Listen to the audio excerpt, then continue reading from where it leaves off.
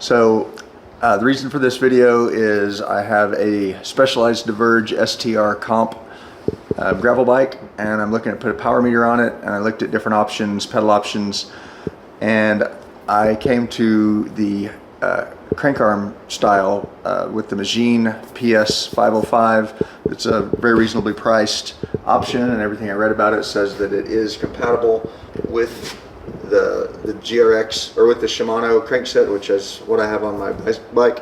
It's the Shimano GRX 820, and the Magene says it's compatible with all Shimano, so I made the purchase, got it home, took it apart and started looking at things, and the way it's supposed to work is it's supposed to be compatible.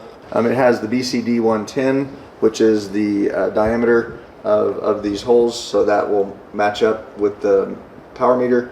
So I took the front gear off and go to put it on the power meter, and it's kind of hard to see. You look real close, it just doesn't quite fit in, and some folks might be wondering, well, you're putting it on upside down, thinking that it goes this way, but because the power meter has an offset, the chainring goes on top of the power meter, not the other way around. But what we see here is it's just not quite fitting in there, and if you get the calipers out and measure the outer ring where that would fit in, you see 94 millimeters, and then we measure inside the chain ring,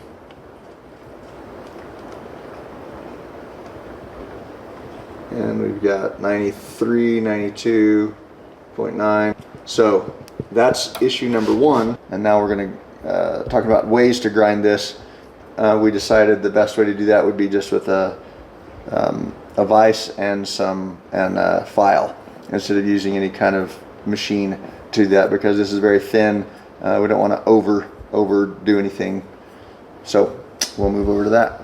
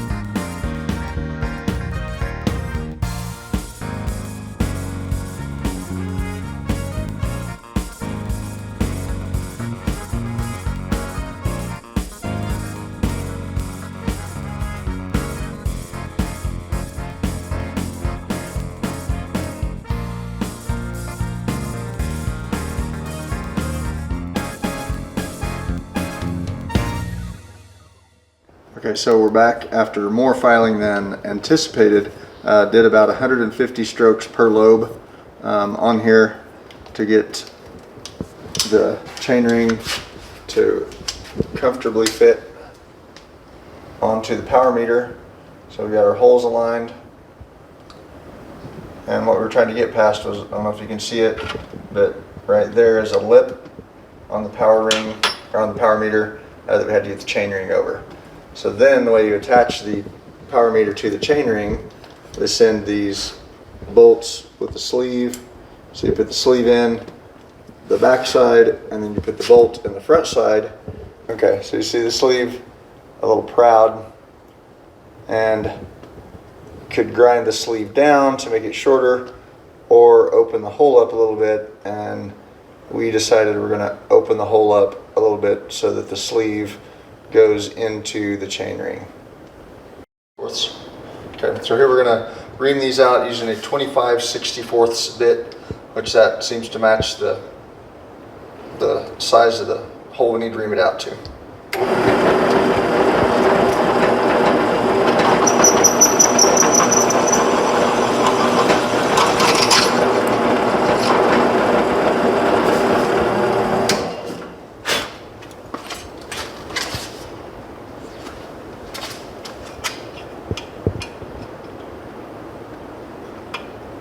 can make that work. So now we're down to not clamping it and holding it by hand and using the drill to pretty much self-center it.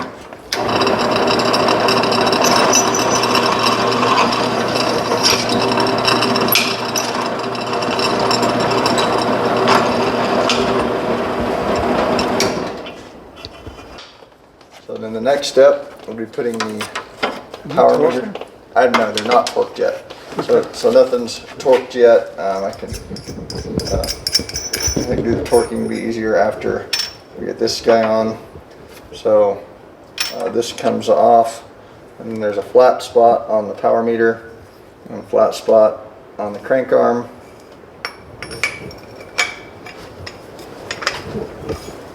That lines up in there just like so. And we put this guy on, and we got our torque value there, 35 to 40 Newton meters. And get that started. And get my handy dandy little bag. Pull out my crank arm wrench. And 35 to 40 Newton meters is quite a bit. Foot pounds, we have about a foot long wrench. So let's run there tight. That feels about right. And there we go. Now install this on the bike. Alright, we're back at the house. Earlier we were at a place where we had access to more hardware to do the grinding of our custom chainring, and I talked about torquing these down, and it's 8 Newton meters. So it has a backside hex key and a front side torque bit, and then 8 Newton meters all the way around, doing a opposite pattern, make sure nothing gets out of balance.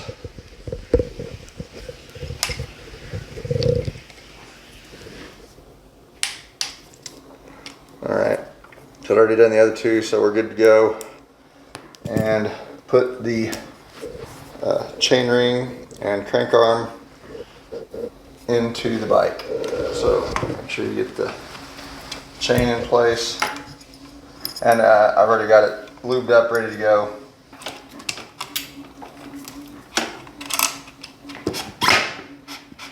Alright, get that in.